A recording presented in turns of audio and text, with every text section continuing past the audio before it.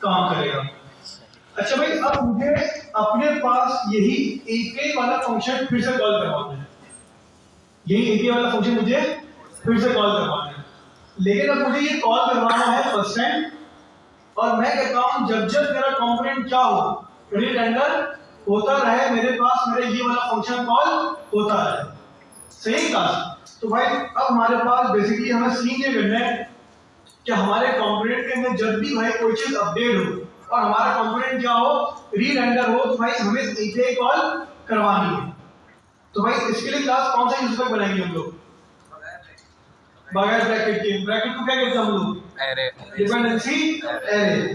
तो आपने सिंपल भाई एक यूजफैक बनाया और इस यूजफैक के अंदर आपने कोई भी एरे पास नहीं करा, आपने सिर्फ और सिर्फ क्या पास करा इसके अंदर? एक कॉलबैक फंक्शन पास करा, और इस फंक्शन के अंदर आपने सिंपल अपनी एपीआई कॉल करवा दी।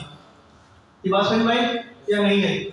अब जब मैं अपने कंपोनेंट में गया तो हमारे पास हमारी एपीआई कॉल हुई, और जब जब मैं अपना कंपोनेंट री-रेंडर करता रहूंगा मेरे पास ये वाला यूजफैक चलता रहेगा। तो इसका मतलब ये हुआ कि भाई जब आप यूजफैक के अंदर डिपेंडेंसी एरे पास नहीं करते तो आपका यूजफैक फर्स्ट टाइम भी चलता है। देखो भाई, जब कंपोनेंट आपका माउंट हुआ, जब भी आपका यूजफैक चला, और जब जब आपका कंपोनेंट क्या हो रहा है, अपडेट हो रहा है, जब जब भी आपका यूजफैक चलता रहेगा, मतलब फर्स्ट टाइम रेंडर में चलेगा और एवरी टाइम री-रेंडर में चलेगा। ये क्लास वाली बात समझ में आई? तो भाई आपके पास ये वाला जो यूजफैक है जिसके अंदर किसी किस्म का कोई डिपेंडेंसी एरे मौजूद नहीं है, ये आपके पास चलेगा कब? फर्स्ट टाइम चलेगा और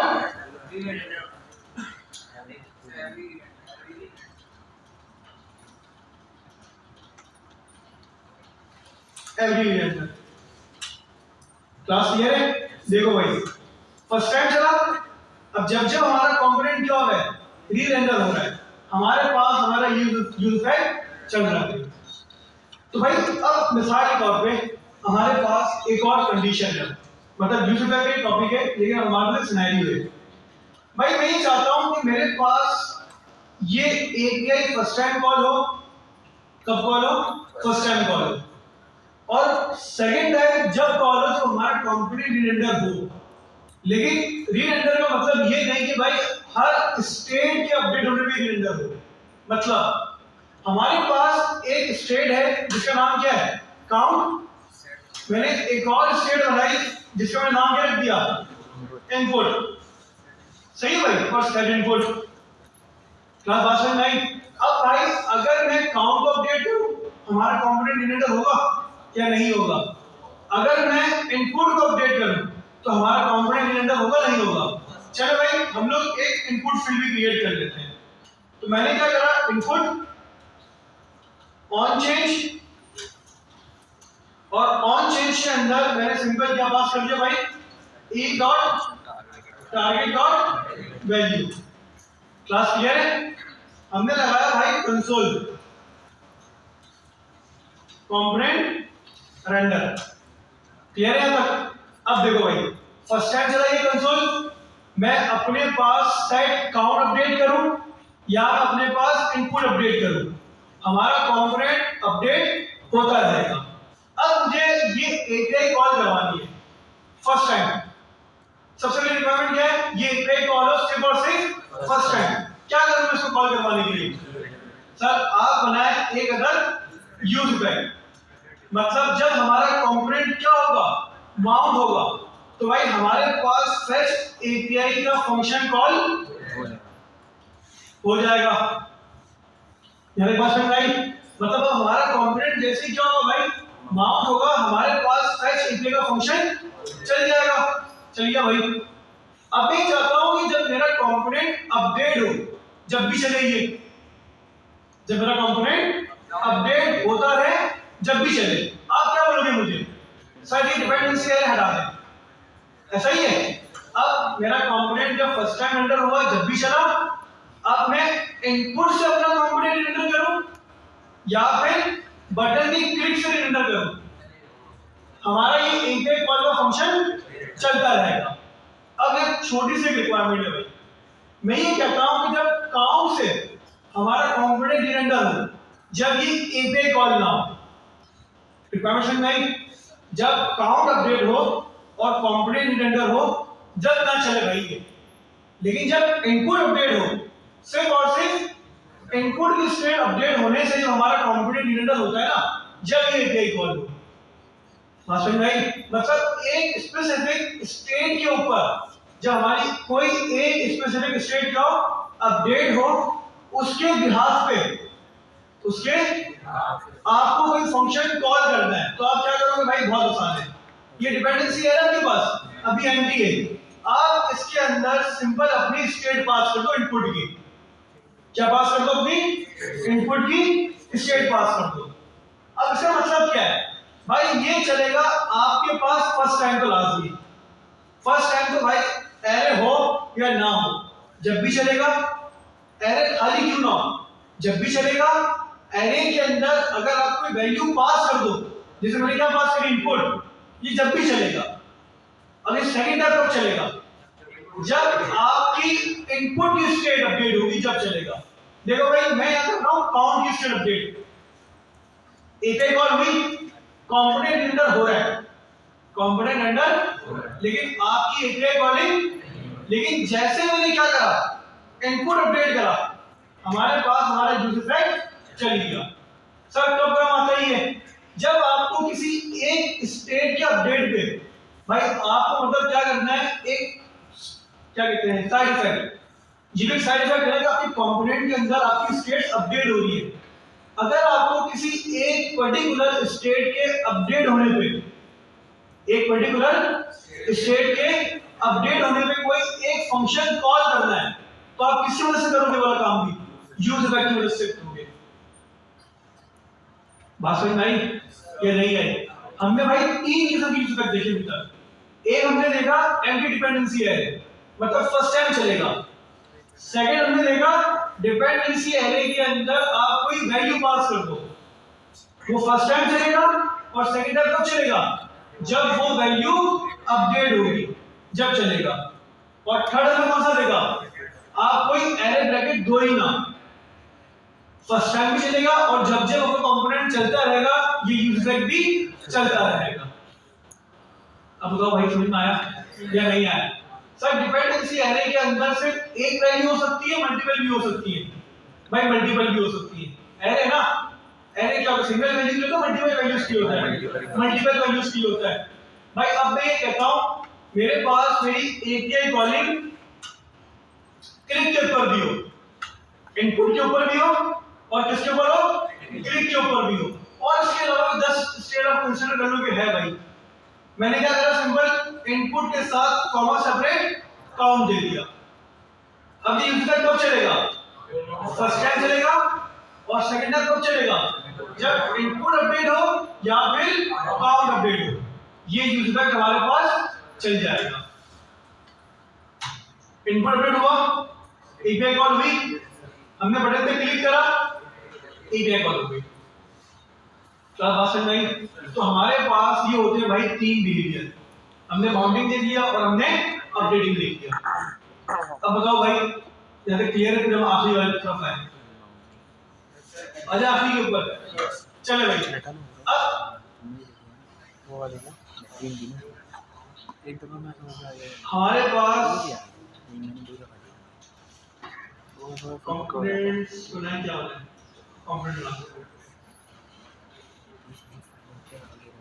कंपोनेंट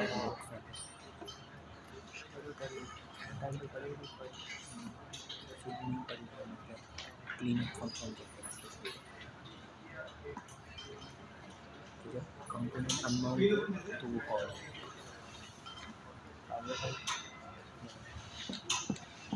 क्लास क्या नाम है इसका? Map bar. मतलब कोई इतना खास नहीं है, आपको सिर्फ यूज का कॉन्सेप्ट समझाना है। अब देखो भाई, हमारे पास एक ऐप कंपोनेंट है, हमारे ऐप कंपोनेंट के अंदर हमारे यूज इफेक्ट है, ऐसा ही है। अब मैं क्या करता हूं, सिंपल इस नैप बार कंपोनेंट को अपने ऐप कंपोनेंट में कॉल करता हूं। आ गया हमारे पास नैप बार। आगे हमारी नैप भाई अब हम लोग बनाते हैं क्लास यहाँ पे एक बटन जिसकी मदद से ये हमारा नैप बार क्या होगा, हाइड होगा और वापसी शो होगा। मतलब टॉगल फंक्शन बनाएंगे भाई ये क्लिक, एक बटन होगा उसके क्लिक के ऊपर नैप बार शो करवाएंगे और नैप बार को हाइड करवाएंगे। तो भाई उसके लिए हम लोग क्या करेंगे, सिंपल ऐप के अंदर नैप बार के पास एक बटन बनाएंगे, इसके हमने बाय डिफॉल्ट वैल्यू दी थी भाई मिसाल के तौर पे हाइट, ठीक है बटन की, ये हमारा बटन आ गया। अब जब मैं हाइट पे क्लिक करूं नैप बार छुप जाए और यहाँ पे शो हो जाए, और जब शो पे करूं नैप बार शो हो जाए। अब मुझे बताओ भाई काम किस तरह होगा। पहले क्या होगा भाई, सबसे पहले स्टेट बनेगी। सर इसको कंडीशन रेंडरिंग करने के लिए आपको बनानी पड़ेगी एक स्टेट। तो भाई मैंने सिंपल क्या करी, मैंने बनाई एक स्टेट कॉन्स्ट यूज स्टेट और बाय डिफॉल्ट मैंने क्या दी स्टेट की वैल्यू ट्रू कि मेरा नैप बार बाय डिफॉल्ट दिखेगा। इसका नाम क्या दिया मैंने भाई, नैप बार शो और सेट नैप बार शो। क्लास क्लियर है? क्या करें भाई सिंपल सर, अब आप यहाँ लगाए कंडीशन, क्या लगाए यहाँ पे, अगर नैप बार शो हमारे पास क्या हो, ट्रू हो, तो आप क्या दिखाओ, नैप बार दिखाओ, और अगर फॉल्स हो तो कुछ भी ना दिखाओ, नल। पढ़ा था नहीं है कि अगर हमारे पास नैप बार शो क्या होता है, ट्रू होता है, तो आप नैप बार दिखाना, अदरवाइज आप यूआई पे शो हो रहा है। अगर मैं इसकी वैल्यू क्या कर दूं, फॉल्स कर दूं, अब नैप बार आ रहा है, नहीं आ रहा है। भाई हम लोगों ने इसका एक शॉर्टकट तरीका ही पढ़ा था कि हमारे पास फॉल्स पे क्या हो रहा है, नल दिखा रहा है। क्या पता हमने एंड क्या कहते हैं एंड को, शॉर्ट सर्किट शॉर्ट सर्किट में कहते हैं लॉजिकल ऑपरेटर। तो सर एक काम करें, आप इस नल को हटाएं और आपने जो क्वेश्चन मार्क दिया है ना उसकी वजह क्या लगा दें, एंड ऑपरेटर लगा दें। मतलब पहली वैल्यू ट्रू होगी ना जब भी आपके पास ये वाली वैल्यू यूआई पे शो होगी। अगर यही वैल्यू क्या हो गई, फॉल्स हो गई, ये आगे वाली वैल्यू देखेगा भी नहीं। देख लो भाई नैप बार शो है, क्यों, क्योंकि हमारे पास नैप बार की वैल्यू क्या है, पॉज कर दिया, अब हो रहा है शो, नहीं हो रहा भाई। क्लास क्लियर है या नहीं क्लियर भाई, कितने लोग क्लियर है यहाँ तक? चले भाई अब इस बटन के क्लिक के ऊपर हमें क्या करना है, नैप बार शो करवाना है, नैप बार क्या अपडेट होगा, स्टेट अपडेट होगी। चले भाई on click call back function, क्या करूं इस कॉल बैक फंक्शन के अंदर, सेट नैप बार शो, क्या करवा दूं उसको, डायरेक्ट फॉल्स लिख दूं। फिर भाई अगर मिसाल के तौर पे आपके पास बाय डिफॉल्ट नैप बार दिखती है, बाय डिफॉल्ट आपके पास अगर नैप बार शो होती है, तो आप हाइट में क्या करवाओगे उसको, फॉल्स करवाओगे ना। चलो भाई हमने अभी के लिए क्या करा, हाइट के ऊपर उसको फॉल्स करवा दिया। अब जैसे मैंने हाइट करा हमारे पास हमारा नैप बार क्या हुआ, गायब हो गया। अब मुझे इसी बटन के ऊपर उसको फिर से शो भी करवाना है। अब क्या करें भाई, अब देखो दो तरीके, या तो आप शो के लिए बिल्कुल बटन अलग बना लो, पहला तरीका क्या है, आप शो के लिए बटन ही अलग बना लो, और क्या करो भाई अगर नैप बार शो ट्रू हो तो हाइड वाला बटन दिखे, और अगर नैप बार शो क्या हो, फॉल्स हो, उसका मतलब शो वाला बटन दिखे। समझ में आया नहीं आया, या सर के ऊपर से बिल्कुल बाउंसर गया है भाई। हम लोगों ने अभी सिर्फ एक बटन बनाया ना हाइट का, आप एक और बटन भी क्रिएट कर सकते हो, किसका, शो का, कुछ इस तरह। हाइट का बटन है, मैंने एक और बटन शो करवा दिया भाई यहाँ पे, क्लियर है। अब एक वक्त पर दोनों शो हो रहे हैं, हाइट भी शो हो रहा है और शो वाला भी शो हो रहा है। अब एक वक्त पर एक शो, क्या करूं, ट्रेंडिंग लगा दूं यहाँ पे। तो मैंने क्या बोला भाई, अगर नैप बार हमारे पास फॉल्स होती है, क्यों नहीं, नैप बार हमारे पास फॉल्स होती है, तो आप ये वाला बटन शो करवाना, इसका मतलब पता है ना नॉट का, पहले फॉल्स कर देगा ये। मतलब अगर ट्रू है तो फॉल्स चेक करो, फॉल्स है तो ट्रू चेक करो। नहीं आया समझ में, आया ना समझ में भाई। देखो इसका मतलब ये है कि यहाँ पे फॉल्स होना चाहिए। अगर नैप बार शो फॉल्स होगा तो ये नॉट क्या करेगा, उसको ट्रू करवा देगा और आपके पास हाइड वाला बटन शो हो जाएगा। और अगर आपके पास ये ट्रू होता है तो क्या शो करवाना, शो करवा देना भाई बटन। अब देखो भाई कौन सा बटन आ रहा है आपके पास, शो का, फॉल्स हटा दो भाई, बिना फॉल्स के लगा दो हम लोग। अब हाइड करा, बटन कौन सा है हमारे पास, शो का, और शो वाले के ऊपर क्या करूं मैं, इसको ट्रू कर दो भाई, हो गया हमारा काम। अब ये काम करने के लिए भाई हमने 2 दफा बटन क्रिएट करे, ये बेस्ट प्रैक्टिस नहीं है। ये हमारे पास सही तरीका, काम तो हो गया इससे भी, लेकिन ये सही तरीका नहीं है। अब इस काम को करने का भाई बड़ा आसान तरीका है हमारे पास। आप बनाओ क्या, सिंपल एक ही बटन बनाओ। आपने बनाया एक बटन, आपने इसके टेक्स्ट पर लगाई कंडीशन। सबसे पहले किस कंडीशन लगाई कि अगर नैप बार शो, मतलब नैप बार अगर हमारे पास ट्रू हो तो आप क्या करना, शो हाइड, वरना क्या शो करना, सही है भाई। अब देखो भाई बटन नैप बार नजर आ रहा है, बटन पे क्या लिखा हुआ है, नैप बार गायब हो गया और बटन पे क्या लिखा हुआ आ गया, पहली चीज तो सर क्लियर हो गई, पहली चीज तो क्लियर। अब शो के ऊपर सर फंक्शन तो यही कॉल होगा ना हमारे पास, और ये तो बार बार फॉल्स लेके जा रहा है, क्या करूं यहाँ पे, आप एक काम करो भाई, आप बोलो पुरानी वाली वैल्यू लेकर, क्या लेकर आओ, पुरानी वाली वैल्यू लेकर आओ। अब पुरानी वैल्यू मेरे पास आई ट्रू, क्या है मेरे पास ट्रू, मैंने बोला उसको क्या कर दो, फॉल्स कर दो, क्या कर दो उसको, फॉल्स। फर्स्ट टाइम यूआई आ गई, मुझे बताओ इसके पास क्या है, ट्रू है ना बॉस, बाय डिफॉल्ट क्या है इसके पास ट्रू। अब जब मैं इस पे क्लिक करूंगा तो हमारे पास क्या अपडेट होगा, फॉल्स अपडेट होगा, फॉल्स होगा, हो गया फॉल्स। अब बताओ इसके पास क्या है, अब तो फॉल्स है ना, सही है, और नॉट क्या कर देगा उसको, ट्रू कर देगा। तो इसको हम लोग कहते हैं भाई टॉगल फंक्शनलिटी, कि आप एक ही बटन से क्या क्रिएट कर लेते हो, टॉगल क्रिएट कर लेते हो। ऑन ऑफ वाला सीन भी कहते हैं भाई इसको। ये बात समझ में आई नहीं आई, हमने पहले भी कहा भाई, बल्ब में क्या था, क्लास क्लियर है तक, यहाँ तक कोई मसला कोई सवाल भाई है तो कर लो, फिर आगे बढ़े, क्लियर है यहाँ तक, चलेगी भाई। अब क्या करना है वो जरा समझते हैं। अब मैं बनाता हूँ भाई नैप बार के अंदर एक अदद, मुझे नैप बार का माउंटिंग बिहेवियर हैंडल करना है, सही है, माउंटिंग बिहेवियर हैंडल करना है, मतलब मुझे कैसा साइड इफेक्ट हैंडल करना है, जब ये कंपोनेंट क्रिएट होता है ना वो वाला साइड इफेक्ट हैंडल करना है। क्या बनाऊं मैं, बता दो भाई, मैंने यूज इफेक्ट बनाया, सही है भाई। मैं चाहता हूं यूज इफेक्ट जब चले, जब फर्स्ट टाइम बस कंपोनेंट का हो, क्या करूं, एड डिपेंडेंसी है, तो console.log नैप बार कंपोनेंट रेंडर, ये क्लियर है। अब देखो भाई, जैसे हमारे पास हमारा क्या हुआ भाई, ऐप चला, ऐप ने किसको रेंडर करा, नैप बार को रेंडर करा, हमारे पास उसका यूज इफेक्ट चल गया।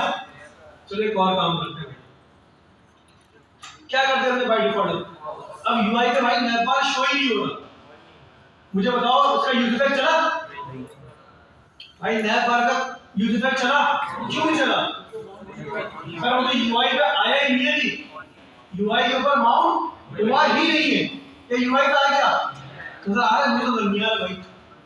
अब अगर मैं शो करूंगा तो कंपोनेंट क्या होगा, यूआई के ऊपर माउंट होगा, तो जैसे हमारा कंपोनेंट क्या हुआ, माउंट हुआ, हमारा यूज इफेक्ट चलेगा। बात समझ में आई क्लास या नहीं आई। अब अगर नैप बार के अंदर आपको वही भाई किसी स्टेट के अपडेट के ऊपर, नैप बार के अंदर किसी स्टेट के अपडेट को उसको यूज इफेक्ट चलाना है, तो क्या करोगे आप लोग, डिपेंडेंसी एरे के अंदर स्टेट पास कर दोगे। बात समझ में आई या नहीं आई, क्या समझाया मैंने बताओ,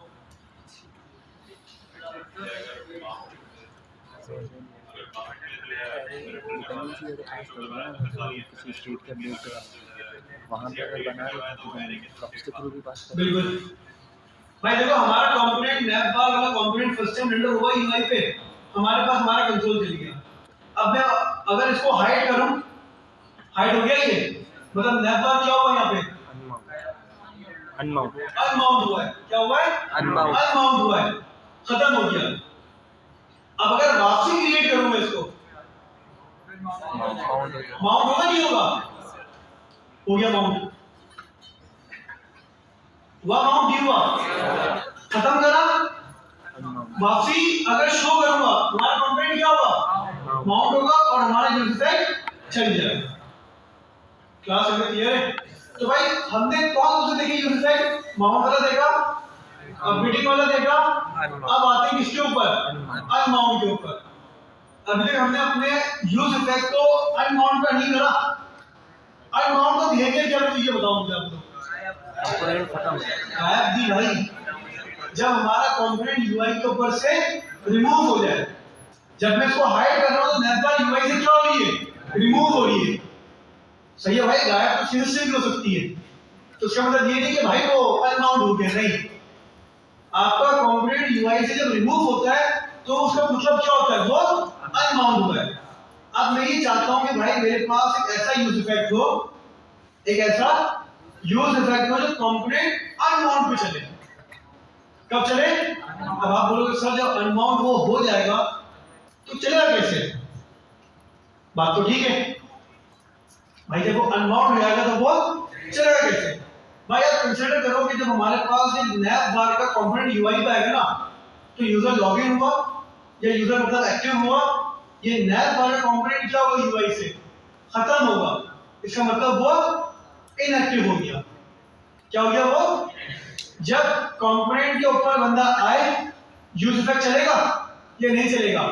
तो हमने बोला भाई हमारे पास यूजर क्या हुआ? एक्टिव हुआ। शो हो गया एक्टिव या नहीं हुआ? अब मैं चाहता हूं कि हमारे पास जब यह हाइड हो तो एक लॉजिक चले। क्या चले? एक लॉजिक चल जाए और उसका मतलब वो क्या हो जाए? इनएक्टिव हो जाए। तो भाई आपके पास अनमाउंट करने का बड़ा आसान तरीका है। अनमाउंट करने का यूज इफेक्ट बनाया आपने क्या नहीं बनाया? इस यूज इफेक्ट के अंदर आप करो क्या? रिटर्न। क्या करो आप लोग? रिटर्न करो। और रिटर्न करो आप लोग क्या? एक कॉल बैक फंक्शन। बात समझ में आई? आपने क्या करा? इस यूज इफेक्ट के कॉल बैक फंक्शन के अंदर क्या करा? रिटर्न करा। और रिटर्न में क्या करा आपने? एक कॉल बैक। और मैंने भाई यहां चला दिया कंसोल क्या? इनएक्टिव। भाई अगर कंसोल चल गया इसका मतलब ईपी भी चल जाएगी, कोई दूसरा फंक्शन भी चल जाएगा। ऐसा ही है ना? ये ऐसा नहीं है। अब देखो भाई, जब मैंने अपने पास अपनी वेबसाइट रिलोड करी, नैपबार शो हो रहा है, माउंट भी नहीं हुआ अभी तक सर। माउंट भी मैंने करा माउंट हो गया, माउंट हो गया, ये एक्टिव, ये चला आपके पास। इनएक्टिव चला भी नहीं चला। अब जैसे मैंने क्या करा उसको अनमाउंट करा, क्या चल गया हमारे पास? इनएक्टिव चल गया। तो ये जो रिटर्न का कीवर्ड होता है ना हमारे पास, ये होता है आपके पास अनमाउंट के बिहेवियर को हैंडल करने के लिए। लाजमी नहीं है कि व्हाट्सएप और रिएक्ट को बनाएंगे, वहां पे अलग लॉजिक होगी, वो तो नेटिव तो होगा बिल्कुल। हाँ एक ही तरीका है, इसके अलावा तरीका है ही नहीं। तो यूजुअली का हो या नाम बोलो, बात एक ही है। तो मतलब है ये तरीका, इसके अलावा कौन सा तरीका नहीं है। अनमाउंट करने का सिर्फ और सिर्फ हमारे पास एक ही तरीका है। क्या? आप अपने किसी भी यूज इफेक्ट के अंदर क्या लगा दो? सिंपल रिटर्न लगाओ और उसमें क्या लगा दो? कॉल बैक लगा दो। अब जैसे ही आपका कंपोनेंट क्या होगा भाई? अनमाउंट होगा, खत्म हो रहा होगा। खत्म होने से पहले पहले क्या करेगा? ये इस फंक्शन को चलाएगा और ये खत्म हो जाएगा। और ये भाई बैकग्राउंड में इसलिए चल जाएगा क्योंकि आपके पास पेज लोड नहीं होता यहाँ पे, तो इसलिए बैकग्राउंड के ऊपर फंक्शन चल जाएगा। अब बताओ क्लास समझ में आया ये क्या नहीं आया? यूज इफेक्ट क्लियर है? ये होते हैं यूज इफेक्ट हमारे पास बस। तो यूज इफेक्ट के भाई हमारे पास चार बिहेवियर होते हैं। पहला होता है हमारे पास फर्स्ट टाइम रेंडर के अंदर चले बस, उसके बाद ना चले, उसका मतलब एम्प्टी डिपेंडेंसी है। हमारे पास मल्टीपल स्टेट्स हैं, मैं कहता हूँ किसी एक स्टेट के ऊपर फर्स्ट टाइम चल जाए और किसी एक स्टेट के अपडेट होने पे वो यूजर क्या हमारा चलता रहे, वो यूजर हमारे पास चलता रहे, तो हम क्या करेंगे डिपेंडेंसी एरे के अंदर वो स्टेट पास कर देंगे। तीसरा हमारे पास क्या है, फर्स्ट टाइम भी चले और हर दफा चलता रहे, इसका मतलब एरे देने की जरूरत है ही नहीं। और आखिरी कौन सा हमारे पास, जब हमारा कंपोनेंट अनबाउंड हो, तो भाई इंटरव्यू का सवाल होता है, ये पूछा था लास्ट इंटरव्यू के अंदर यूज इफेक्ट के अंदर, वो आपसे लास्ट में पूछेगा कि भाई यूज इफेक्ट के अंदर अनबाउंड बिहेवियर कैसे डील करेंगे, या वो आपसे ये पूछेगा कि भाई फंक्शन कंपोनेंट के अंदर अनबाउंड बिहेवियर कैसे हैंडल होता है, सही नहीं क्लास। या फिर ये पूछ लेगा भाई, तीन से पूछ लेगा वो, या फिर ये पूछेगा यूज इफेक्ट के अंदर अनबाउंड कैसे होता है, फंक्शन कंपोनेंट में अनबाउंड कैसे होता है, या फिर हमारे पास जो यूज इफेक्ट में रिटर्न होता है वो क्या करता है। तो आपको इसका जवाब पता होना चाहिए, क्योंकि क्लास कंपोनेंट के अंदर अनबाउंड का अपना पूरा एक मेथड था, कंपोनेंट विल अनबाउंड की करके, क्या करके था, कंपोनेंट विल अनबाउंड करके। लेकिन हमारे पास फंक्शन कंपोनेंट में कोई मेथड नहीं है, मतलब सिर्फ और सिर्फ क्या है, रिटर्न। हाँ भाई क्लास में आया ही है। चलिए जी आखिरी एक चीज, भाई यूज इफेक्ट हमने क्लास में बनाया है, ये कब चलेगा, फर्स्ट टाइम एंटर पे चलेगा और अनबाउंड पे चलेगा। अनबाउंड में पूरा यूज इफेक्ट चलेगा, बल्कि ये कॉल बैक चलेगा। सॉरी भाई चेंज करते हैं वापस जुमला अपना, हमारा यूज इफेक्ट कब चलेगा, फर्स्ट टाइम चलेगा बस, और अनबाउंड पे ये वाला कॉल बैक फंक्शन हमारा चलेगा। अब मैं कहता हूं कि भाई मुझे इसे अपडेट करना है किसी स्टेट के ऊपर, किसके ऊपर, स्टेट के ऊपर, क्या मैं कर सकता हूं, कहां पास करूंगा, डिपेंडेंसी एरे में पास करूंगा। भाई डिपेंडेंसी एरे आपसे स्टेट्स भी लेती है और क्रॉस भी लेती है, समझ तो गए होंगे या नहीं समझे, स्टेट्स भी लेती है और क्रॉस कहां से आते हैं, दूसरे पैरामीटर से कहां से आते हैं, दूसरे कंपोनेंट पैरेंट कंपोनेंट से। कौन था भाई, पैरेंट कंपोनेंट से। भाई क्रॉस कहां से आते हैं, हमेशा पैरेंट कंपोनेंट से आते हैं। तो भाई लिखने की वजह ये है कि अगर आपके पास कोई स्टेट कहां पर है, पैरेंट के ऊपर है, कहां पर है, और आपको पैरेंट स्टेट अपडेट होने पे चाइल्ड के अंदर कोई बिहेवियर करना है, तो आप ये वाला काम भी कर सकते हो। किस तरह, ये आपके पास काउंट है, चलो काउंट छोड़ो, इनपुट है, मैं कहता हूं जब मेरे पास इनपुट अपडेट हो ना क्लास, क्या अपडेट हो, तो भाई नैप बार के अंदर ये वाला यूज इफेक्ट है ना, ये भी हमारे पास कॉल होता रहे, ये भी हमारे पास कॉल होता रहे। किस तरह होगा सर, बता देते भाई आपको। आपने सिंपल क्या करा, ये input field as a props pass कर दी, input field as a prop pass कर दी, कहां मिलेगी आपको, प्रॉप्स के अंदर मिलेगी या नहीं मिलेगी, और सिंपली भाई इस प्रॉप्स को आपने डिपेंडेंसी एरे के अंदर पास कर दिया, बस कुछ भी नहीं करना भाई, as a props simple past करना है, और प्रॉप्स की वैल्यू क्या कर दी आपने, डिपेंडेंसी एरे के अंदर पास कर दी।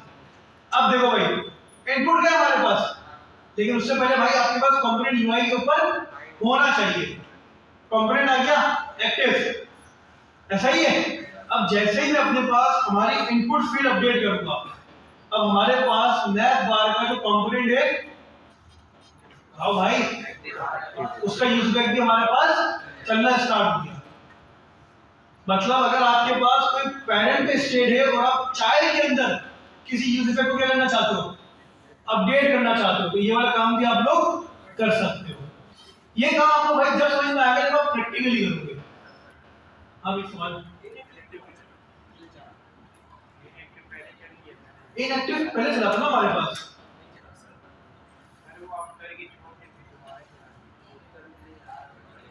नहीं भाई इनएक्टिव आ रहा है, शो हुआ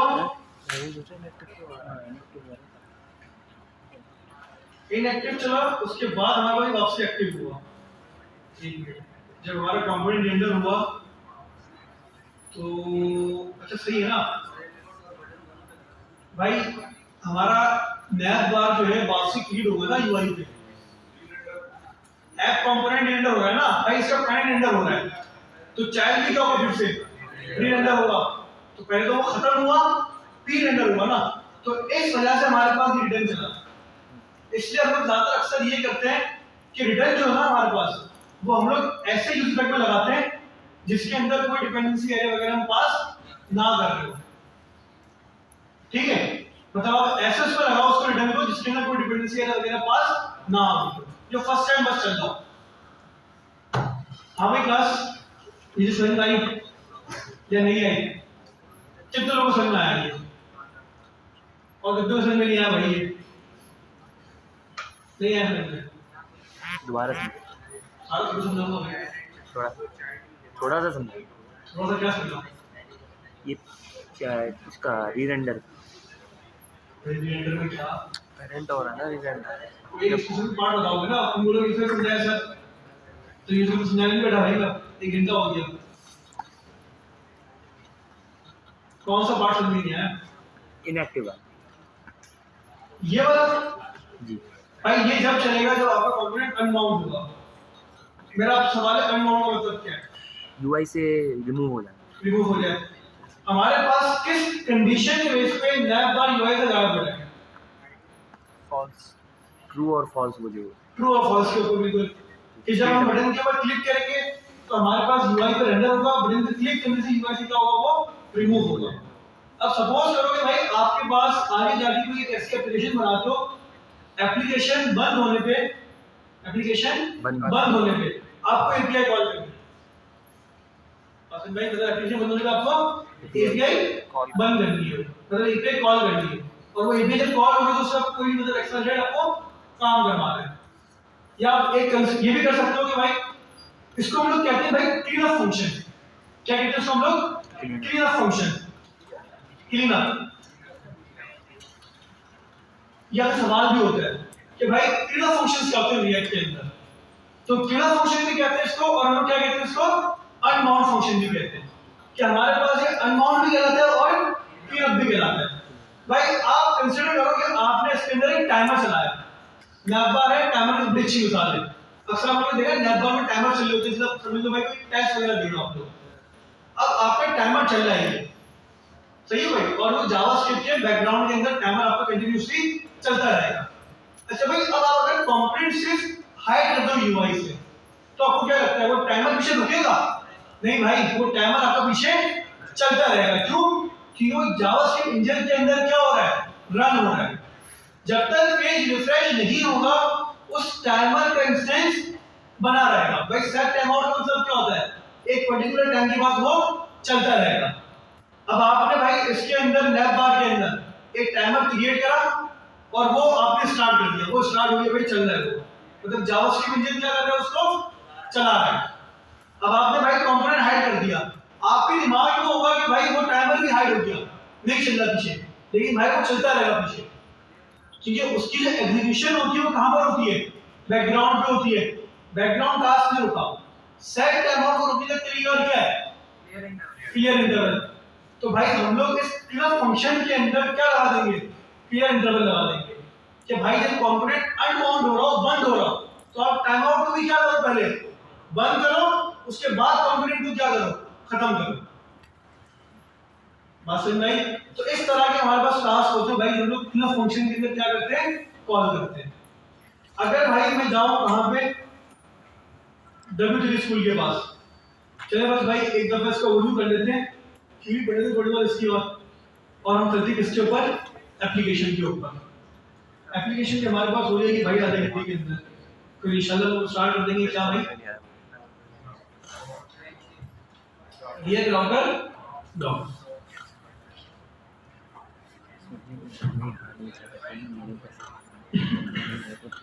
अच्छा भाई, यूज इफेक्ट हो गया हमारे पास, अलाउ करता है क्या भाई, perform side effect in your component. Some example of side effect are fetching data, सही है भाई, डायरेक्टली अपडेट द डॉम। हम वैसे काम बहुत कम कर रहे होते हैं, लेकिन कभी कभार हमारे को जैसे रिक्वायरमेंट भी रहती है कि हम डायरेक्ट डॉम को भी अपडेट कर रहे होते हैं। तो वो सब सारा काम कहां पे करते हैं, यूज इफेक्ट के अंदर ही करते हैं। और टाइमर्स वगैरह, यूज इफेक्ट आपसे कितना आर्गुमेंट लेता है भाई, 2 आर्गुमेंट लेता है, एक कॉल बैक लेता है और सेकंड ऑप्शनल होता है, लेकिन फिर भी हम उसको ज्यादातर दे रहे होते हैं। भाई बहुत कम केसेस के अंदर हमारे पास कोई ऐसा यूज इफेक्ट पीरियड होता है जिसके अंदर हमें कोई डिपेंडेंसी एरर ना देनी हो, वरना मतलब 100% में से हमारे पास 95% डिपेंडेंसी एरर पास करते हैं हम लोग। अब वो खाली हो या वैल्यू के साथ तो अलग बात है, लेकिन 5% होगा। मतलब आपके पास भाई साल भर में कोई ऐसी रिक्वायरमेंट आ जाएगी कि आपके पास आपको यूज इफेक्ट बनाना है जिसके लिए डिपेंडेंसी एरर पास नहीं करना। अब देखो इन्होंने बड़ी अच्छी मिसाल दी है, इन्होंने क्या करा, सेट टाइम आउट की मिसाल दी है और यूज इफेक्ट के अंदर डायरेक्टली। अब मुझे बताओ ये कब चलेगा, एवरी रेंडर फर्स्ट टाइम चलेगा और एवरी 3 रेंडर पे चलेगा और टाइमर आपका बार-बार बनता ही रहेगा, ये ऐसा ही है। फिर उन्होंने क्या करा भाई, इन्होंने आपको बताया कि भाई अगर आप डिपेंडेंसी एरर पास, नो डिपेंडेंसी पास, आप कोई डिपेंडेंसी पास नहीं करते, रन ऑन एवरी रेंडर। अगर आप एम्प्टी डिपेंडेंसी एरर पास करते हो, मतलब run only on the first render. अगर आप लोग डिपेंडेंसी एरर के अंदर प्रॉप या स्टेट पास कर दो, तो आपके पास फर्स्ट टाइम चलेगा और उसके बाद जब इन दोनों वैल्यूज के अंदर से कोई भी वैल्यू क्या होगी, अपडेट होगी, चेंज होगी, ये यूज इफेक्ट आपके पास चलता रहेगा। अच्छा जी, अब ये देखो भाई इन्होंने क्या करा, यूज इफेक्ट क्रिएट करा, यूज इफेक्ट का इन्होंने लगाया सेट टाइम आउट, 1 सेकंड के बाद चलता है। अब मुझे बताओ जब तक कंपोनेंट यूआई के ऊपर है 1 सेकंड के बाद चलता रहेगा। अब अगर मैं कंपोनेंट यूआई से गायब कर दूं, क्योंकि ये चलता रहेगा या रुक जाएगा, भाई चलता रहेगा, ये आपके पास चलता रहेगा। मतलब आपके बैकग्राउंड आपके एप्लीकेशन के सेट टाइम आउट, क्योंकि भाई सेट टाइम आउट आपने स्टार्ट कर दिया तो उसको रोकने का एक ही तरीका है, क्या, किलर इंटरवल। ये तो पेज रिफ्रेश कर लो या फिर किलर इंटरवल करो। अब इन्होंने क्या करा भाई, जो बार-बार चलते हैं उससे एक ही बार चलता है, नहीं भाई सेट इंटरवल आपके पास क्या होता है, चलता रहेगा। Set amount, set amount, sorry भाई सेट अमाउंट चलता है एक पर्टिकुलर टाइम पर एक दफा आता है। सेट इंटरवल होता है बार-बार चलता है भाई, सॉरी इंसान है भाई, वो आते हैं बीच में। तो सेट अमाउंट आपके पास एक दफा चलता है एक टाइम के बाद, और सेट इंटरवल एक टाइम की मतलब 2 सेकंड दिए तो हर 2 सेकंड के बाद आपका एक इंटरवल चलता रहेगा। अब इन्होंने भाई आपको एग्जांपल दी किस चीज की, इफेक्ट क्लीनअप की। अच्छा नाम इसका ऑफिशियली क्या है, क्लीनअप फंक्शन ही है। अनबाउंड जो हम लोग कहते हैं ना, ये हम लोग इससे कहते हैं कि भाई हमारे पास क्लास कंपोनेंट में बेसिकली हमें क्या मिल जाए, कांसेप्ट मिल जाए। तो भाई हमने सिंपल क्या करा, जैसे हमारे पास यहाँ पे एक सेट टाइम आउट चले, अब हमारा सेट टाइम आउट चला 1 सेकंड के बाद, ठीक है। अब जैसे हमारे पास हमारा कंपोनेंट क्या होगा, खत्म होगा, अनबाउंड होगा, यहाँ पे क्या चाहिए हमारे पास, क्लियर टाइम आउट। अब इसकी मिसाल क्या है, तो सुझा सकता है ये,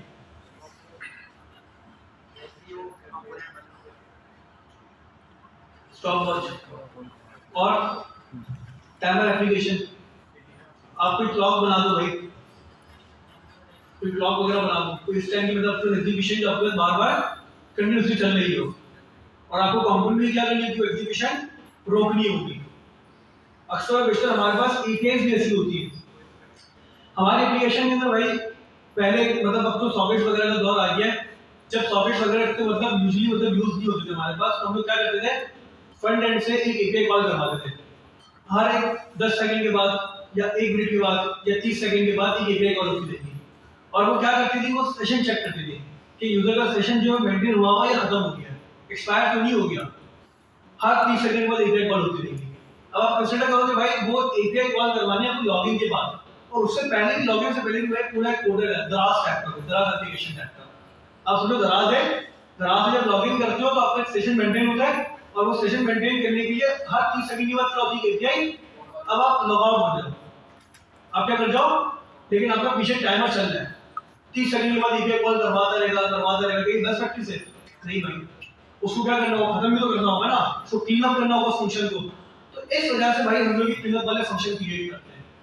अभी आगे जाके जब हम लोग भाई रिएक्ट के ऊपर एप्लीकेशंस वगैरह क्रिएट करेंगे ना, तो हमें इन सब चीजों की भाई नीड पड़ेगी।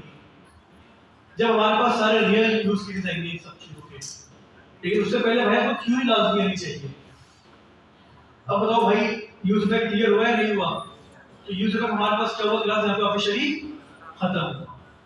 चले भाई आगे बढ़ते हैं, और आगे बढ़ने से पहले भाई आप लोगों को एक और चीज पढ़ा दूं सबसे पहले मैं, जिसका हमारे पास क्या है, एक्सियोस। क्या हमारे पास एक्सियोस। अब एक्सियोस है क्या क्या नहीं है समझते हैं भाई। अच्छा भाई पहली क्लास के अंदर सबसे पहले हम समझेंगे वर्चुअल डॉम को। किसको समझेंगे? वर्चुअल डॉम को। उसके बाद हम लोग भाई राउटिंग वगैरह जो हमारी चीजें वो स्टार्ट करेंगे, क्योंकि अब आपका भाई वो लेवल हो गया, आपने यूजर पैक पढ़ लिया, स्टेट पढ़ लिया, तब आप वर्चुअल डॉम इजीली समझ सकते हो, कॉन्सेप्ट समझ में आ जाएगा वर्चुअल डॉम बेसिकली होता है क्या हमारे पास, किस तरह बिहाइंड द सीन हमारी रिएक्ट एप्लीकेशन भाई काम करती है और ब्राउज़र से भाई वो बात कर रही होती है। तो पहली क्लास भाई कोई बच्चा मिस ना करे। और अच्छी बात है भाई अगर आप लोग घर से पढ़ के आ जाओ तो थोड़ा खून बढ़ जाएगा भाई मेरे जिस्म के अंदर। उम्मीद तो नहीं है मुझे आप लोगों से, सही है भाई। चले भाई क्लास एक्सियोस। कोई मतलब एक्सियोस क्या है? एपीआई कॉलिंग के लिए यूज करते हैं भाई, बहुत आसान अल्फाजों में इसकी डेफिनेशन है ये। एक्सियोस इसलिए यूज करते हैं एपीआई कॉलिंग। हम लोग क्या यूज करते हैं एपीआई कॉलिंग के लिए? फैच। क्या यूज करते हैं? फैच। सर क्या रिएक्ट के अंदर फैच यूज नहीं कर सकते? भाई कर सकते हैं। फैच तो जावास्क्रिप्ट का हिस्सा है ना, जहां से चाहे वहां यूज करो, कोई टेंशन नहीं है भाई। फैच एक मसला है, फैच का एक मसला है, वो मसला काफी बड़ा है भाई। हाँ इसके अलावा बहुत सारे मसले फैच के। भाई फैच जो है ना हमारे पास, वो एक नेटिव मेथड है। क्या वो एक नेटिव मेथड है एचटीटीपी का, एचटीटीपी रिक्वेस्ट का, सॉरी किसका? एचटीटीपी रिक्वेस्ट का। इसका मतलब ये होता है कि अगर आपको अपनी एप्लीकेशन से एचटीटीपी रिक्वेस्ट करनी है और एचटीटीपी रिक्वेस्ट का मतलब आपको अपनी एपीआई कॉल करवानी है, तो भाई आपको फैच चाहिए लाजमी। किसी आपको फैच लाजमी चाहिए। अच्छा अब फैच का एक मसला है, क्या फैच के अंदर जो भी लिखा जाएगा, तो लाइट तो है ही लगती, फैच को समझते हैं ना। अब फैच के अंदर हमारे पास जो मसले मसाइल हैं तो उसको डिस्कस करते हैं। सबसे बड़ा मसला फैच के अंदर, जब आपको भाई डेटा आपने भेजा, चलो आपके पास आप ये समझो अपने फैच के अंदर सबसे पहले लगाए भाई गेट की रिक्वेस्ट। गेट की रिक्वेस्ट का मतलब, अच्छा भाई देखो रिक्वेस्ट का मतलब होता है आप डेटा भेज रहे हो या डेटा मंगवा रहे हो या डेटा अपडेट कर रहे हो, डेटा डिलीट कर रहे हो। ये आपके पास मतलब एक स्टैंडर्ड्स होते हैं भाई, कुछ होते हैं मेथड्स। क्या होता है कुछ मेथड्स? अभी बैकएंड स्टार्ट होगा हमारे पास, हम डिटेल में समझेंगे मेथड्स क्या होता है हमारे पास। हमारे पास दो मेथड्स भाई मोस्टली यूज होते हैं, गेट और पोस्ट। गेट का मतलब होता है डेटा लेकर आना, पोस्ट का मतलब होता है डेटा लेकर जाना। आपका जो फैच है ना भाई, आप अगर उसे सिर्फ और सिर्फ एक एपीआई दे दो, क्या पास कर दो? एपीआई, तो बाय डिफॉल्ट वो डेटा गेट करता है। बाय डिफॉल्ट क्या करता है? डेटा गेट करता है। फैच का मसला, अगर वो जेसन लेकर आ रहा है, क्या लेकर आ रहा है? वो कोई ऑब्जेक्ट लेकर आ रहा है, वो डेटा लेकर आ रहा है, तो फैच बोलेगा तो भाई सबसे पहले आप एक एक्स्ट्रा डॉट देन लगाओ। क्या लगाओ? एक एक्स्ट्रा डॉट देन लगाओ। क्यों लगाओ भाई? डेटा को जेसन पार्स करने के लिए। सही है भाई, मतलब आपका जो भी रिस्पांस आ रहा है उसको जेसन में पार्स करने के लिए आपको पहले एक एक्स्ट्रा देन लगाना पड़ेगा। सबसे पहला मसला। अब दूसरा मसला, अब डेटा भेजना है। क्या कहना है डेटा? भाई जब भी हमारे पास हमारे फ्रंट एंड से डेटा जाता है ना एपीआई के अंदर, हम ऑब्जेक्ट भेजते हैं, स्ट्रिंग भी भेज सकते हैं, हम फॉर्म डन भेज सकते हैं, लेकिन जाएगा हमारे पास सब कुछ जो है ना स्ट्रिंगिफाई फॉर्मेट के अंदर। कौन सा फॉर्मेट के अंदर? जेसन डॉट स्ट्रिंगिफाई फॉर्मेट के अंदर। ये लाजमी है। अब फैच के अंदर क्या है, ये आपको करना पड़ेगा। मतलब आपको डेटा भेजना है, सही है भाई, आप क्या करोगे? एपीआई लिखोगे, ऑब्जेक्ट लगाओगे, तब आपको उसको मेथड डालना पड़ेगा कि भाई अब मैं पोस्ट करना चाहता हूँ। आपने उसको मेथड लिखा, फिर एपीआई का जो डेटा भेज रहे हो, अब वो क्या होता है क्या नहीं होता है उसको डिस्कस ही नहीं करेंगे बिल्कुल। आप कुछ डेटा भेजना चाहते हो, फिर आपको उसको स्ट्रिंगिफाई के अंदर कन्वर्ट करना पड़ेगा। दो चीजें। फिर तीसरी चीज, जब कोई एपीआई कॉल होती है ना फ्रंट एंड से, तो हमारे पास कुछ एड्रेस लगते हैं एक्स्ट्रा, मतलब एक्स्ट्रा कुछ कीज होती है हमारे पास जो हमें लगानी होती है अपनी एपीआई के लिए, जो रिक्वायर्ड होती है, उसके बगैर नहीं चलेगी, मतलब वो लाजमी होना ही चाहिए, मतलब एक बॉयलर प्लेट होती है। लेकिन फ्रेश कहता है भाई मैं बाय डिफॉल्ट कुछ भी नहीं कर रहा, बाय डिफॉल्ट बस गेट दे रहा हूं ना बस, उसके बाद जो काम तुम्हें हर दफा चाहिए ना भाई वो तुम बैठ के करो, मैनुअली करो। बहुत मेहनत है भाई, बहुत ज्यादा खुआरी है ये तो। एक्सियोस क्या कहता है? एक्सियोस ये कहता है कि भाई मैं एक HTTPS की लाइब्रेरी है। अक्सर लोग कहते हैं मैं उसको भाई एक्सियोस क्या बोलूं, जावास्क्रिप्ट की लाइब्रेरी है, तो भाई जावास्क्रिप्ट लाइब्रेरी नहीं है एक्सियोस। एक्सियोस क्या हमारे पास एक HTTP रिक्वेस्ट की लाइब्रेरी है। HTTP रिक्वेस्ट को हैंडल करने के लिए हम लोग एक्सियोस यूज करते हैं हमारे एप्लीकेशंस के अंदर, जावास्क्रिप्ट ऐप में यूज हो जाती है भाई बहुत आसानी से। क्लास क्लियर है? सबसे पहला काम इसका क्या है भाई, बहुत आसान से यूज होता है, सही है। दूसरी चीज, इसके अंदर जो डेटा आ रहा है ना, जो रिस्पांस आ रहा है, उसको पास करने की जरूरत नहीं है, उसको पास करने की जरूरत, या खुद उसको पास करेगा, सही है भाई। ये बाय डिफॉल्ट क्या करेगा, जो भी रिस्पांस आ रहा है उसको जेसन पास करके ही आपको देगा, तो आपको एक्स्ट्रा ध्यान लगाने की जरूरत नहीं है। सेकंड चीज, आपको डेटा भेजना है, सही है, आपको उससे भी भाई स्ट्रीमलाइन करने की जरूरत नहीं है, आप इसे बस डेटा दे दो, ये खुद से ही हैंडल करेगा सारी चीजें। जो बाय डिफॉल्ट हमें हेडर्स लगाने होते हैं ना कॉलिंग के अंदर, ये खुद से क्या करता है, वो चीजें भी लगा देता है एक्सियोस, हमें लगाने की जरूरत। तो भाई आसान अल्फाजों में फैश के अंदर हमें बहुत ज्यादा एक्स्ट्रा काम करना पड़ता है, फैश के अंदर हमें बहुत ज्यादा एक्स्ट्रा काम करना पड़ता है। और एक्सियोस क्या कहता है, मैं सारे काम खुद से कर लूंगा भाई, बस जो चीजें मुझे चाहिए ना रिक्वायर्ड, बस तुम वो पास कर दो, बस बाकी सारे काम मैं खुद से हैंडल खुद ही कर लूंगा, भाई तुम्हें टेंशन लेने की जरूरत नहीं है। बताओ भाई क्लास डेफिनेशन लाइन एक्सियोस क्या है? HTTP की लाइब्रेरी, मतलब फ्लैश का अल्टरनेट क्यों यूज करें भाई, एपीआई कॉलिंग के लिए, सही है भाई, क्यों यूज करते हैं एपीआई कॉलिंग के, भाई फ्लैश यूज ना करो, एक्सियोस ही यूज करो भाई। जो हमारे पास एक्स्ट्रा हमें काम करना पड़ता है ना, एक्स्ट्रा ध्यान मत देना भाई किसी को, सही है। तो ये कहना है क्या, तो एक्स्ट्रा काम हम लोग ध्यान में करते हैं, एक्सियोस क्या कहते हैं, ऑटोमेटिकली भाई मैंने हैंडल किया हुआ है, तो आपके पास रिक्वायर्ड चीजें मुझे पास करो, मैं सारे काम खुद से हैंडल कर लूंगा। जैसे कि हमारे पास एक एपीआई होती है ना भाई, कौन सी वाली है, फेक प्रोडक्ट की, ये वाली। अब ये एपीआई कॉल करवानी है मुझे, किसके अंदर कॉल करवानी है, फैच के अंदर। अब आ जाओ भाई, आप थोड़ा ध्यान देते हैं, ये हमारे पास हमारा भाई कंपोनेंट था, अब हमारा कंपोनेंट बंद, मुझे अपने ऐप कंपोनेंट के अंदर एपीआई कॉल करवानी है। अब मुझे बताओ भाई एपीआई कॉल किस तरह होगी, अभी फैच एक्सियोस वो सब छोड़ दो, अभी मुझे अब एपीआई कॉल करवानी है भाई, रिटर्न के ऊपर कहां होगी, किस तरह होगी, पहले फंक्शन क्रिएट कर ले सर, फैच एपीआई, सही है भाई, फिर एसी इवेंट को लगा देंगे। अब इस फंक्शन को भाई कॉल कब करना है, फर्स्ट टाइम करना है कॉल, यूज इफेक्ट, क्या यूज करूं, यूज इफेक्ट, क्या यूज करूं, यूज इफेक्ट यूज करूं भाई, कंसोल डॉट लॉग, ये हमारा फंक्शन कॉल होगा तो कंसोल चल जाएगा।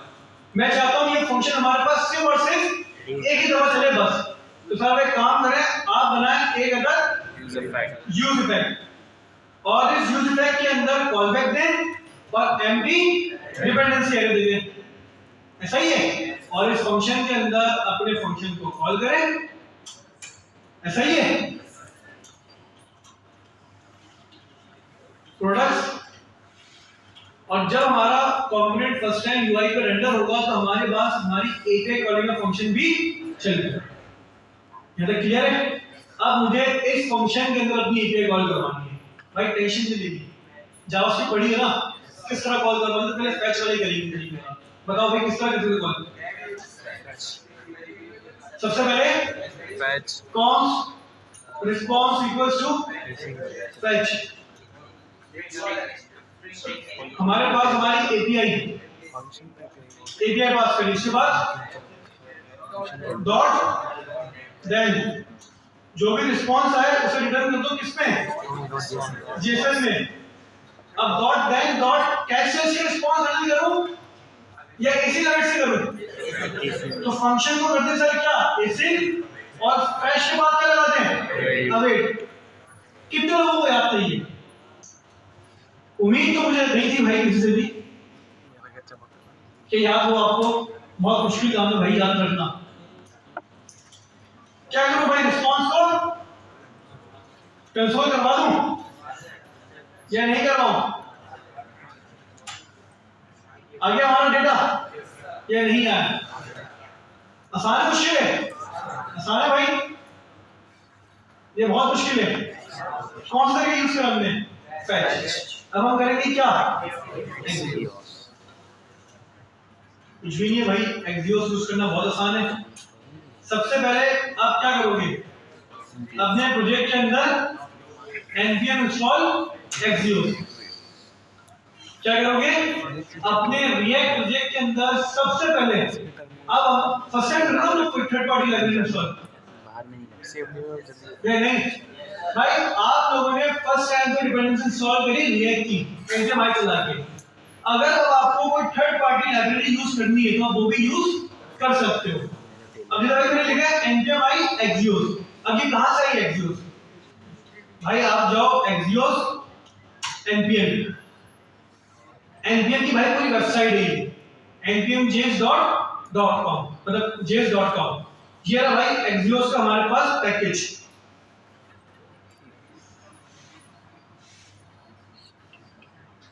अच्छा हम लोग एक्सियोस के पैकेज के ऊपर ही सॉरी, ये रहा भाई हमारा एक्सियोस का पैकेज। क्या कमांड दी इन्होंने, अगर आपको भाई एक्सियोस इंस्टॉल करना है तो आप सिंपल क्या कमांड चलाओ npm i। इसके वीकली डाउनलोड देख लो भाई कितने, तकरीबन कुछ 6 करोड़ है भाई। कितना भाई? तकरीबन 6 करोड़। तो भाई तू तो यहाँ पे आ जा। हाँ मतलब 6 करोड़ 44 लाख 11,889। सही है भाई। तो हमारे पास वीकली एक्सियोस के कितने डाउनलोड आते हैं, ठीक है क्लास? चलेंगे वेरीफाई करना है, वेरीफाई करना है कि हमारा पैकेज इंस्टॉल हो गया। कैसे करते हैं वेरीफाई? पैकेज डॉट जेसन में गए, डिपेंडेंसी ऑब्जेक्ट याद आया भूल गए? तुम लोग तो बैठ लगे क्या करूं? डिपेंडेंसी के अंदर क्या आ गया? एक्सियोस आ गया। इसका मतलब हमारे पास एक्सियोस हमारे प्रोजेक्ट के अंदर इंस्टॉल हो चुका है। अब बस क्या करना है हमें, अब देखो भाई यूज करने का तरीका। एक्सियोस क्या करा ऊपर, इंपोर्ट एक्सियोस फ्रॉम एक्सियोस, और हमने सिंपल नीचे क्या लिखा भाई एक्सियोस डेटा। हम लोग क्या कर रहे हैं, मंगवा रहे हैं, भेज रहे हैं। मंगवा रहे ना गेट रिक्वेस्ट है, तो आपने लिखा एक्सियोस डॉट गेट, ब्रैकेट लगाए। क्या मांग रहा है आपसे? यूआरएल मांग रहा है भाई, ये हमारा यूआरएल कॉपी करा और पेस्ट कर दिया, बस हो गया काम। सही है भाई। अब मुझे बताओ भाई जो रिस्पांस आएगा हाथ में लेके घूमोगे, फिर सर वेरिएबल बनाए और इस वेरिएबल के अंदर जो भी रिस्पांस है उसको सेव करवा दे। अब एक और सवाल, यहाँ पे टाइम लगेगा या नहीं लगेगा? तो क्या करना होगा, एसी में वेट, बस हो गया काम। डॉट देन लगाने की जरूरत नहीं है। तो कंसोल डॉट लॉग रिस्पांस हमने क्या करवाया, सिंपल यहाँ पे कंसोल करवाया। क्या मिला हमें, ऑब्जेक्ट मिल गया। इस ऑब्जेक्ट के अंदर हमें क्या मिला, डॉट डेटा। क्या मिला हमें, तो सिंपल मैंने क्या करा, रिस्पांस डॉट डेटा, और भाई हमारे पास यहाँ पे आ गया प्रोडक्ट का सारा डेटा। अब बताओ भाई चीज समझ में आई या नहीं आई? तो भाई इस तरह हम लोग अपनी रिएक्ट एप्लीकेशन में क्या कॉल करते हैं भाई, एपीआई कॉल करते हैं। जी सर,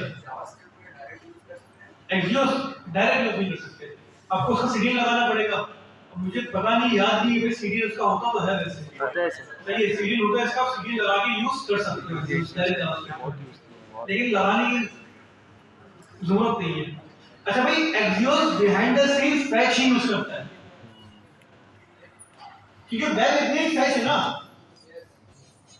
भाई, मतलब हैंडल करने के लिए अगर आपको ब्राउज़र के ऊपर एपीआई कॉलिंग करनी है ना, तो एक ही तरीका है, क्या? फैच। लेकिन उस फैच को ऑप्टिमाइज करके एक्सियोस ने क्या करा, आपको एक पैकेज दे दिया। अब जैसे रिएक्ट जेएस क्या है, बिहाइंड द सीन क्या यूज करता है, पाइथन, जावास्क्रिप्ट। अब आप जावास्क्रिप्ट की कस्टम ऐप बनाओ या फिर वैनिला कस्टम में हो गई ना, या फिर रिएक्ट यूज करो, बात क्या है, एक ही जावास्क्रिप्ट का आपके पास टैग सेट हुआ है। सर जी सर। सर फैच तो एक्सियोस हम यूज़ करते हैं, तो हमारा अगर कोई मेथड जैसे पोस्ट कर रहे हैं हम ये बैकएंड के ऊपर, तो हमारा कॉन्फिडेंशियल डेटा उसके पास नहीं चला जाएगा किसके पास? एक्सियोस की लाइब्रेरी, क्यों जाएगा भाई? मतलब सिक्योरिटी के उसमें कोई इशू। कुछ भी नहीं, ये तो लाइब्रेरी है ना, इंस्टॉल हो गई आपके प्रोजेक्ट के अंदर।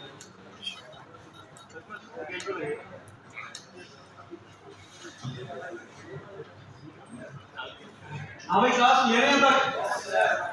पक्की बात है? कितने लोगों को भाई यहाँ तक ये सब चीजें क्लियर है? भाई फिर मेरा सवाल है, आपस में अगर बातें बात हो गई तो मेरा सवाल है, जवाब दे दे भाई, कितने लोगों को यहाँ तक ये सब चीजें क्लियर है? कितने लोगों को यहाँ तक चीजें क्लियर नहीं है?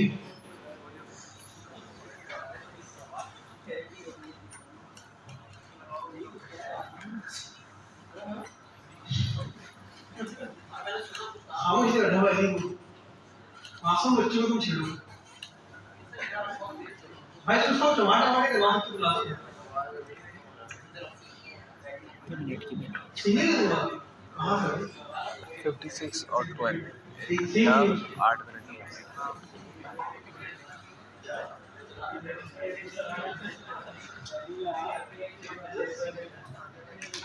तुम सारे एक साथ हो ना? नहीं, तुम 3 हो और तुम 4 हो। अरे ये अलग है, इम्पोस्टर है, तो बाकी और 6 की 6 अलग है। जब पीएफ के बस सारी एक ही जगह दी है, सिर्फ नाम लोगों चेंज। अच्छा भाई, जो एप्लीकेशन आप बनानी है ना क्लास, बहुत आसान सी एप्लीकेशन है, आपने सारा काम कर लिया है, मैं आपको असाइनमेंट दूंगा एप्लीकेशन बनाने के लिए, मतलब असाइनमेंट के थ्रू से आपको यूआई बनानी होगी। अब जो हम एप्लीकेशन बनाने जा रहे हैं भाई, गिटहब वाली, गिटहब प्रोफाइल वाली, वो 5 पे बन जाएगी एप्लीकेशन। कितने में बन जाएगी? 10 मिनट दे दो भाई। सबसे पहले भाई हम लोग निकालते हैं क्लास एपीआई। बेस्ट 12 के अंदर नहीं करवाई थी, बेस्ट 10 हो गई शायद।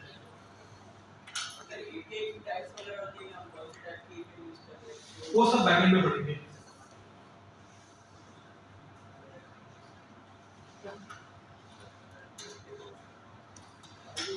GitHub API, user API. Sir हमारे पास तो वो नहीं मिला।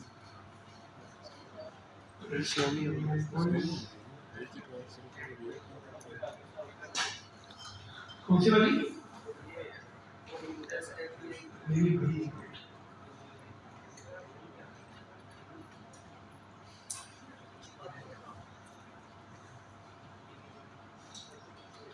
मेरी रैपो पे होगी भाई, फ्रंट एंड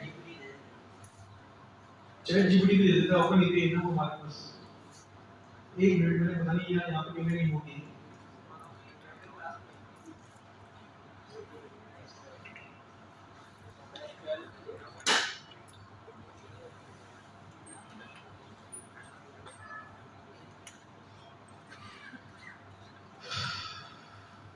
बैच 12 से देख लेते हैं।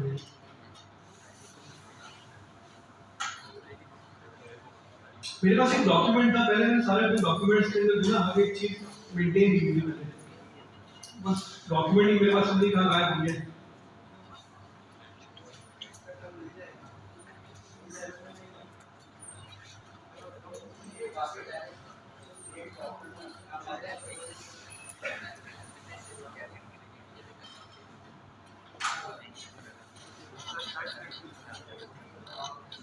ये कौन सी फाइल पर है मतलब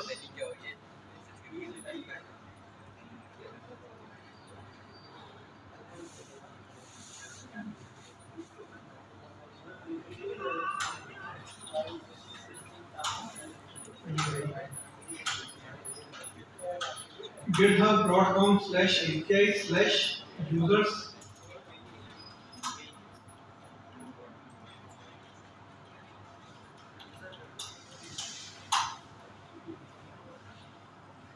GitHub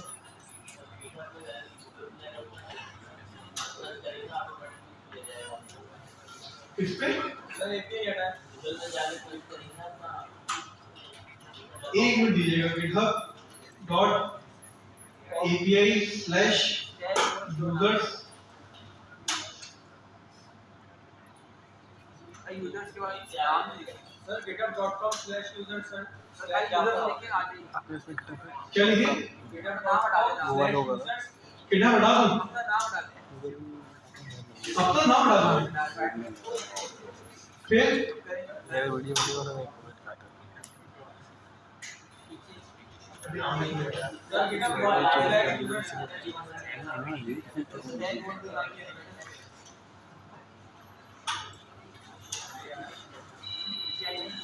ये टैग और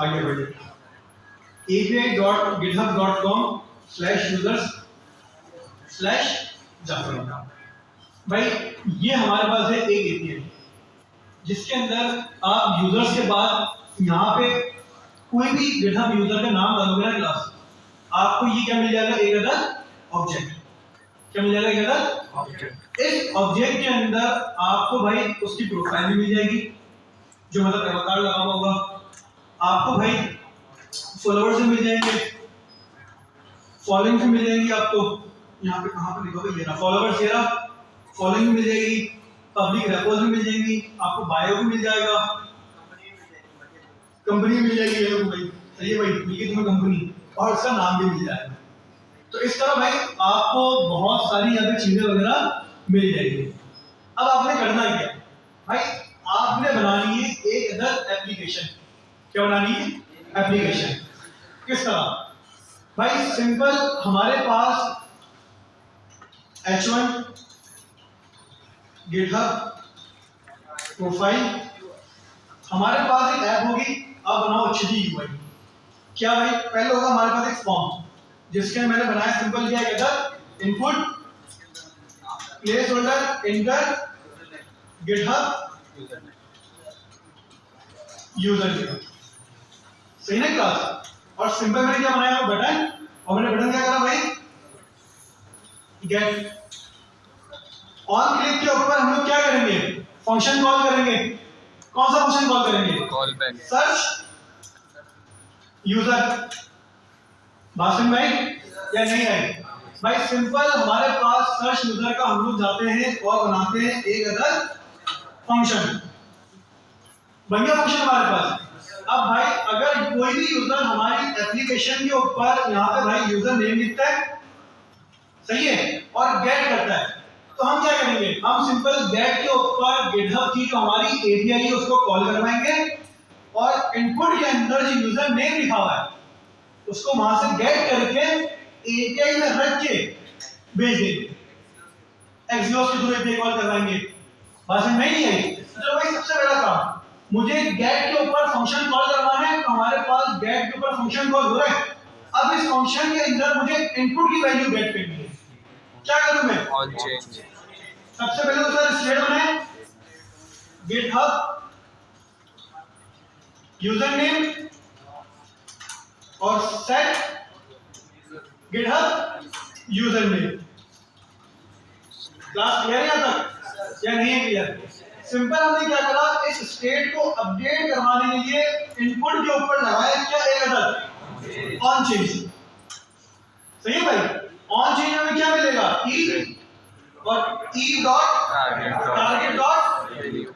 वैल्यू। जैसे क्लियर है? और गेट के फंक्शन के अंदर हमने सिंपल क्या करना भाई,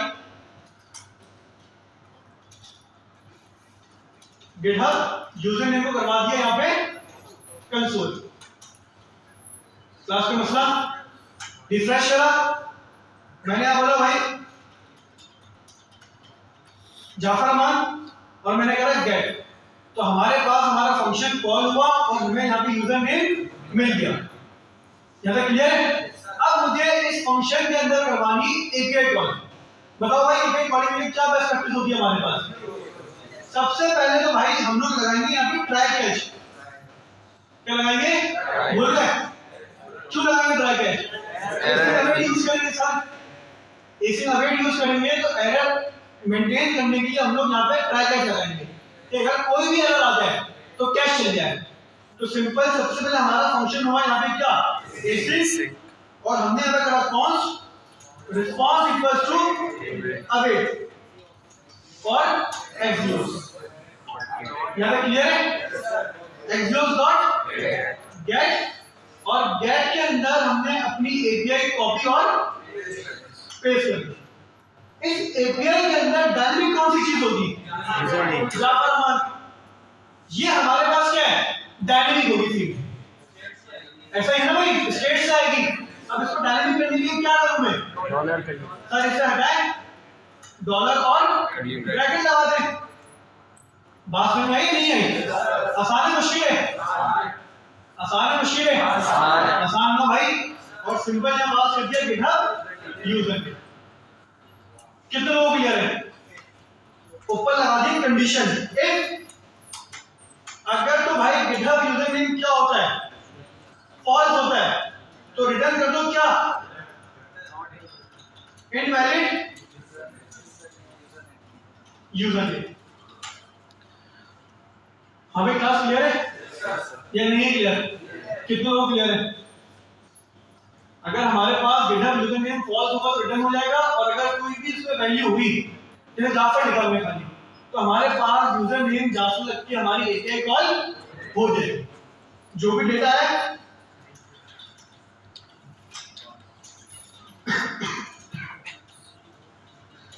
क्या करना होगा, इस डेटा को कंसोल करना हो, और अगर कोई एरर आ जाए एरर डॉट मैसेज। हमें क्लास कितने लोग क्लियर है? हेड करें इतने को भाई। एप्लीकेशन पे गया, मैंने लिखा यहाँ पे जाफर अमान और मैंने करा गेट, रिस्पांस आ गया। रिस्पांस के अंदर क्या मिला?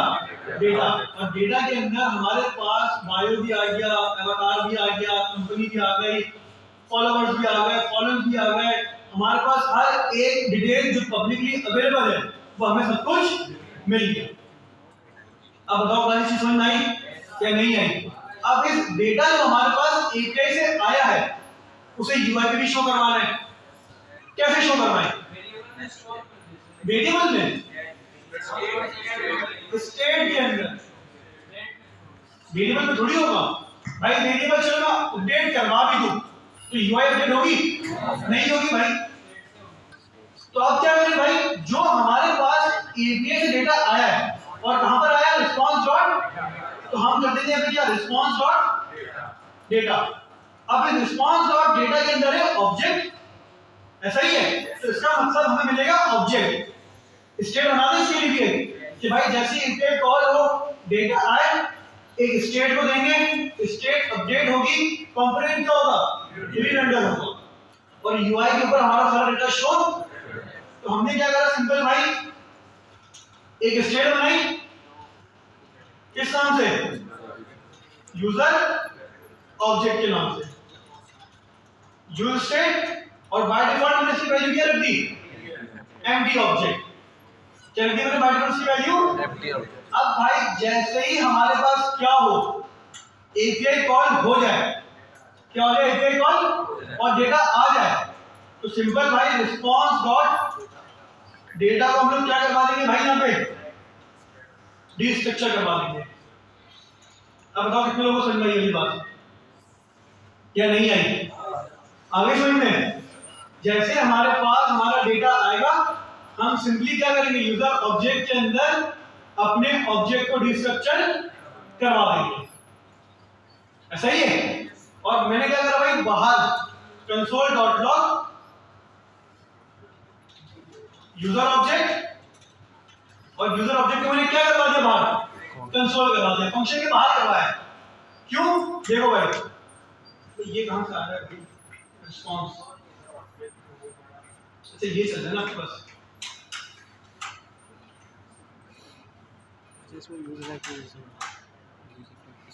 सही क्लास कंसोल खाली है।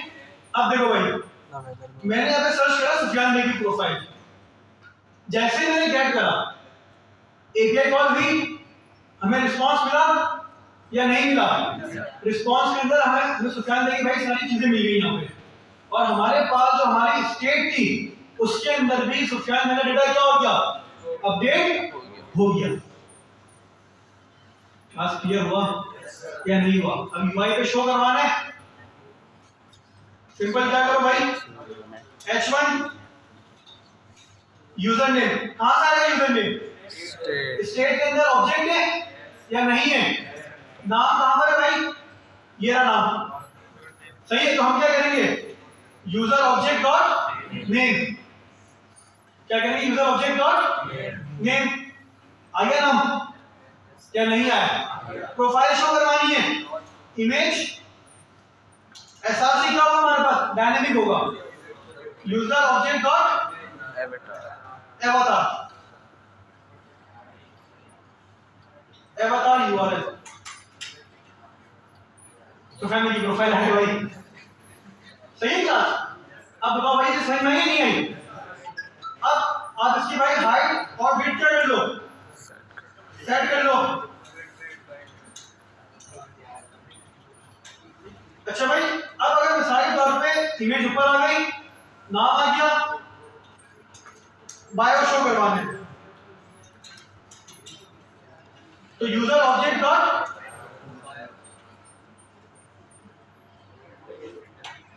अब बताओ क्लास समझ में आया ये या नहीं आया, कितने लोग क्लियर है या नहीं हुआ क्लियर? रिफ्रेश करूंगा यूआई पे कुछ भी नहीं आएगा, क्यों, क्योंकि भाई यूजर ऑब्जेक्ट क्या है, एम्प्टी ऑब्जेक्ट, आपकी यूजर ऑब्जेक्ट के अंदर कोई डेटा मेंटेन है ही नहीं, ये कब अपडेट होगा, जब हम लोग इनपुट देने के बाद डेटा को, भाई अब मैं करता हूं अपना, जैसे मैंने जाफर अहमद लिखा, डेटा गेट करा, एपीआई कॉल हुई, एपीआई से डेटा आया, स्टेट अपडेट हुई, जैसे स्टेट क्या होगी हमारे पास, अपडेट होगी, हमारा कंपोनेंट क्या होगा, री-रेंडर होगा। तो अब आपको यूजर ऑब्जेक्ट के अंदर क्या मिलेगा, डेटा मिलेगा, और वो डेटा यूआई के ऊपर मैप हो जाएगा, बन गई हमारे पास भाई एप्लीकेशन। अब बताओ भाई कितने लोगों को ये क्लियर है? बहुत मुश्किल होगी बस, आसान है मुश्किल है? अब आपने क्या करना है, सारा काम तो मौजूद है, क्या बनानी है भाई, सिर्फ यूआई नहीं बनानी, यूजर एक्सपीरियंस के साथ यूआई बनानी है। आप क्या करो भाई, आप लोग एक फॉर्म बनाओ, उस फॉर्म के नीचे कार्ड बनाओ, बाय डिफॉल्ट आप लोग क्या करो, एक दफा एपीआई कॉल करो, और ये जो आपको ऑब्जेक्ट मिल रहा है ना क्लास, भाई जो जो चीजें आपको यूआई पे शो करवानी, जो आपका दिल करे, आप उस हिसाब से क्या करो, अच्छा सा कार्ड बना लो, बाय डिफॉल्ट कार्ड दे दीजिएगा, जब तक आपके पास कोई यूजर ऑब्जेक्ट मौजूद नहीं है वो कार्ड शो नहीं होगा। जैसे ही कंडीशन एंट्री, जैसे आप लोगों ने यूजर नेम लिखा, डेटा गेट करा, डेटा आ गया, यूआई के ऊपर कार्ड शो हो गया। अब सपोज करो कि भाई एक ऐसा यूजर नेम आपने सर्च करा जो एग्जिस्ट ही नहीं करता, फिर पहले तो ये देखना होगा ना कि भाई गिटहब की एपीआई क्या बिहेवियर करती है। सबसे पहली चीज क्या करनी होगी आपको, गिटहब की एपीआई का आपको बिहेवियर देखना होगा कि भाई वहां पे एपीआई आपके पास क्रैश हो रही है नहीं हो रही, या आपको जो डेटा मिल रहा है वो एम्प्टी मिल रहा है क्या मिल रहा है, फिर आपको ये देखना होगा, फिर उसके ऊपर आपको कंडीशन रेंडरिंग करनी होगी। अब ये आपको समझाऊंगा नहीं कि किस तरह करनी है, इसका आपको थोड़ा सा अपना दिमाग लगाना है। कल की क्लास के अंदर भाई इंशाल्लाह हम लोग स्टार्ट करेंगे क्या, रिएक्ट राउटर डॉम। सही है, रिएक्ट राउटर डॉम पहले स्टार्ट करेंगे, उसके बाद हम लोग क्या स्टार्ट करेंगे, फायरबेस स्टार्ट करेंगे। मुझे टाइम है, फायरबेस कंप्लीट हो जाए, फायरबेस के साथ ही साथ यूआई लाइब्रेरी भी करवा दूंगा, वीडियो यूआई मतलब जो ऐप बनाएंगे ना हम लोग रिएक्ट के ऊपर, उसके अंदर ही मतलब एप्लीकेशन क्रिएट करने के अंदर ही हम लोग मटेरियल यूआई पढ़ लेंगे, और फिर उसके बाद कुछ टाइम बाद टैबलेट पढ़ लेंगे, अगर टैबलेट पढ़नी हुई तो। कॉन्फ़िगरेशन वगैरह बता दूंगा भाई, कॉन्फ़िगरेशन वगैरह किस तरह होती है, उसके बाद तो बस कॉन्फ़िगरेशन यूज करना है।